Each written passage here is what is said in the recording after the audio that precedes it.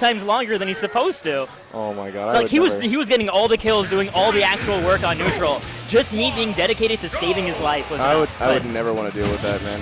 Oh, and just like I would not want to deal with this. Oh my goodness, and already just footstool immediately on...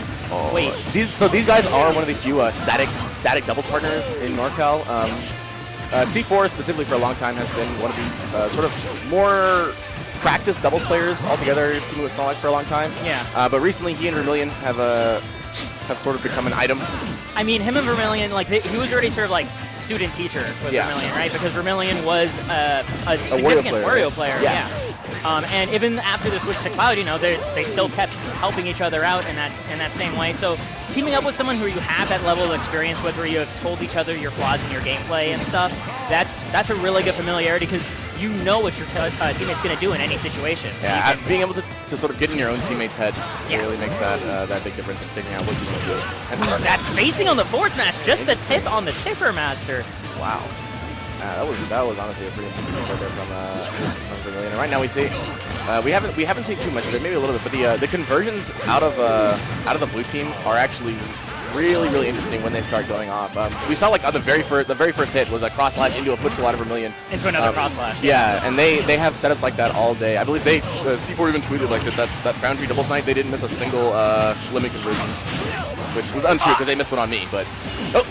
But, I mean, Wario also has limit. Yeah. It's the limit of his intestine, of his bladder and such, but, you know, it's that's what makes us such a terrifying team, too, is like...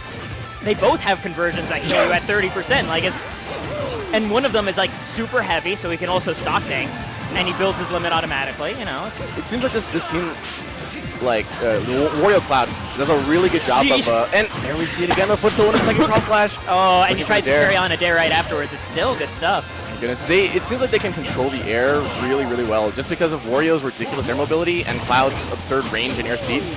Like they're able to just sort of get around, almost fly. Actually, you're right. Yeah, both these characters have some of the best air drift in the game. Yeah, so really good in doubles. To be honest, one of the best. That is disgusting. It does not quite kill, but they get it. I love that though. Being able to convert off of Chomp, off of an air command grab, nothing is safe. You actually cannot do a thing against this. Because if you're not blocking, you have to deal with Cloud Sword, and if you're blocking, you get chomped.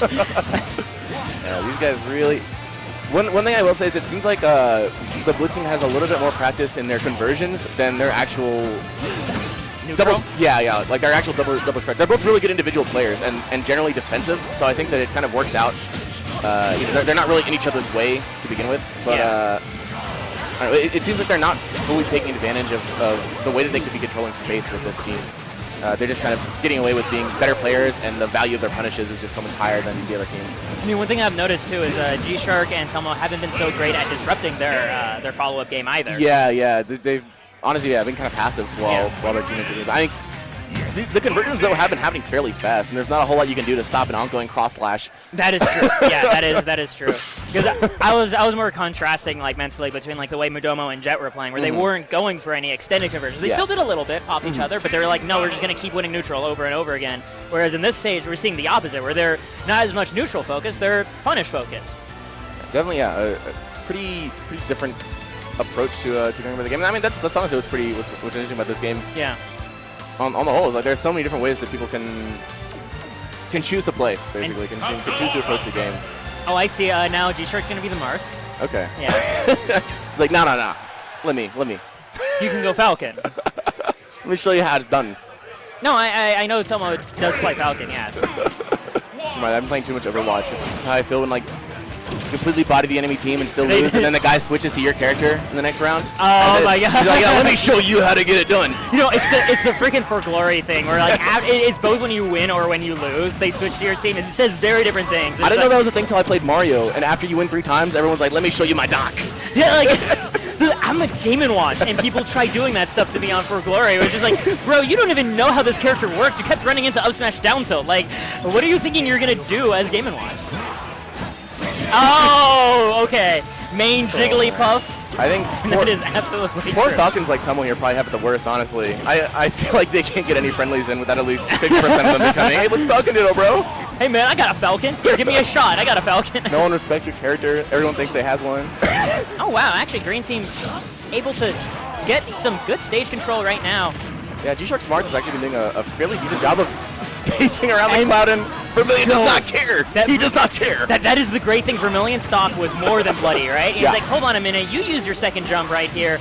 I can steal your stock with me. Really well. Honestly, he had to be really, really aware of how the hitbox was going to work, because it was really sort of the glancing glow on the reverse hit up B that he went for there. Yeah, that's triangle-esque hit, but you know, it worked. Yeah, really smart stuff. And right now the blue team, honestly, just kind of continuing to take control. Doesn't seem like the character fits with them too much. GShark has done a little bit better job, it seems like, in the intro dealing with Vermillion. The Mars switch seems to really help out with the cloud matchup, but on the whole, hasn't resulted in too much, and there he goes. And then immediately getting a footstool off stage play afterwards. C4 not able to get it, but we've seen up the edge guard. So interesting. The thing is, like, that I want to point out is like the level of creativity. You can tell that these are two players that just have laughed as doubles a lot, because they've done so many different conversions into each other's big finishers that it shows a great amount of awareness and exactly where they need to be for each sort of opening. Big fair coming out of Vermillion there, confident. And right now, Vermillion's obviously just kind of running back and forth throwing hits. You're there. It's actually kind of absurd how good Cloud throws are in doubles too. Like relative to, he's already like super fast, ridiculous air mobility, huge range, limit. Fantastic punishes, off of